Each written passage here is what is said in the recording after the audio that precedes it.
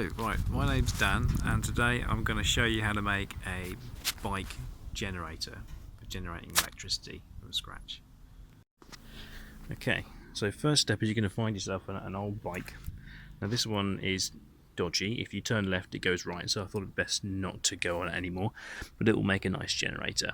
And you've got to remove the back tyre from this one, which you can do pretty easily by using a spanner or taking the bolt off, and then a simple bike tool which you use to work through, and you remove the entire back tyre and the inner tubing, and you're going to replace it instead with a V-belt or driver belt.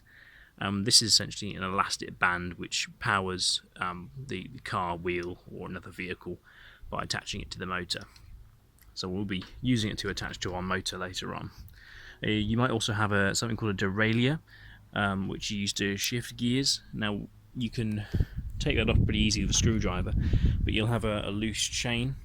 So what you'll want is one of these. This is a chain breaker, which you can use to pop off sections of the chain and shorten it, and then you can reconnect it, because you want it to be nice and taut if it's going to pull your motor for you. Alright, your next stage is to create your frame, which you're going to use to attach your bike to, so you can harness the energy from it. And there are no exact measurements for this because everyone's bike is a different size. If you're working from a kid's bike, you're going to want different lengths to an adult bike, and there's all kinds of different ones, people with humongous legs. Anyway, so the first step you want to do is to create the outer shape of the frame. So you can see the outer box shape, and you just want to make sure that it's wide enough to accommodate your back wheel, and that it's long enough that it's going to support the weight of you and the bike, because it's all going to rest on this thing. You can lean forward, but your bum's going to be on the other end. So once you've got this outer frame secure, the next stage is to make the main support beams. Now these have to be good and sturdy.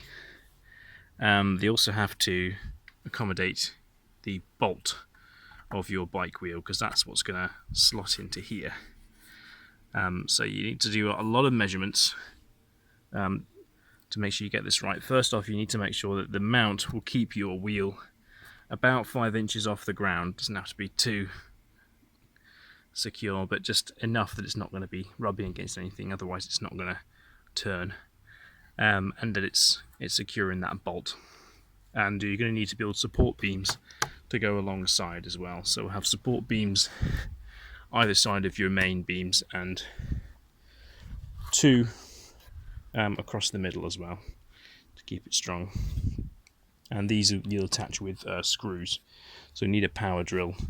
Really, either get extra long screws or do what I did and cheat. So just drill halfway through with a bit and then use a small screw to go in the middle. Easy squeezy. Okay, so now comes the exciting bit. So we attach our bike to the frame, and as you can see, the bolt is sitting pretty in the notch, just as we like it. You want to start by getting your motor, because we want to align it so that it's taut enough to be powered by your pedaling it. So take your V-belt, your driver belt, and thread it around the cog of your motor first, because that's going to be fiddly to get back on otherwise. And then if you slip it over the rim of the bike wheel, that's going to be the easiest way to attach it. And you can move the thing back and forth, but once you're happy, just screw it in place here, with making sure the wires are poking out the other end. And what you have essentially now is something that can generate power. So the next fiddly bit is to attach something called an anode. Now this is your anode on the end here,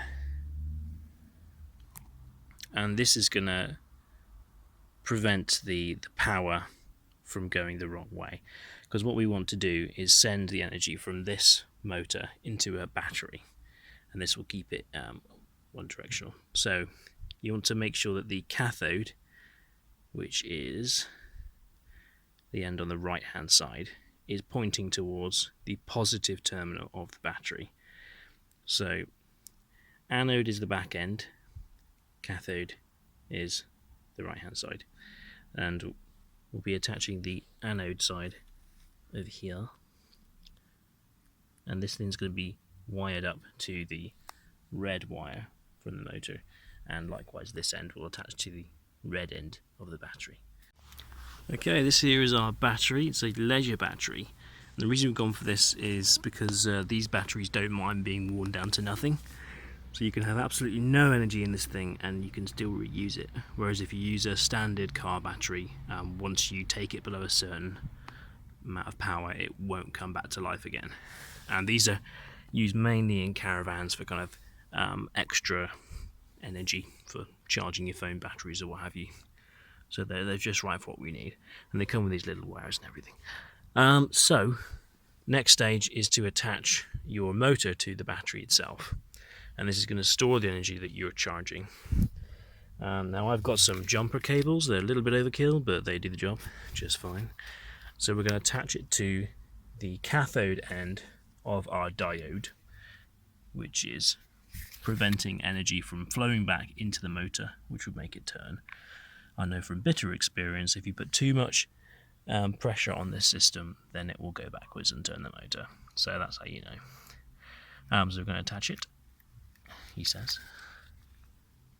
Again, the jumper cables are a little bit overkill, so it's quite tricky to get them to pinch. Come on! There we go. And then you attach this end to the positive terminal of the battery, like so. There we go. And now we'll use the black cables to attach to your black wires, because colours are helpful, I find. There we go. And this is your negative terminal of your motor attached to the negative terminal of the battery. And voila. So now, next time you pedal, you can store the energy in this battery. So we're going to have a little test run.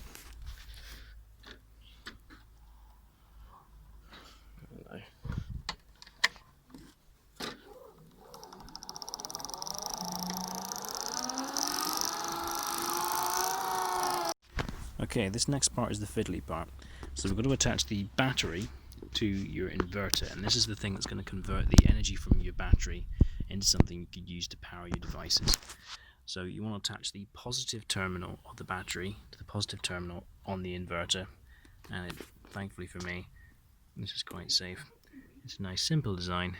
You just screw it over the top, like so. Now, what you want to do while you do this is you want to detach your, or rather you want to break the circuit of your battery, and it should only be joining as a result of attaching the inverter as we're doing here. Okay, finally we have proof of concept. So we have the battery connected up to the inverter, and I've even plugged in a blender so you can see the power working. I'm just going to switch to the inverter on. We've got 12.7 volts in there, and with any luck,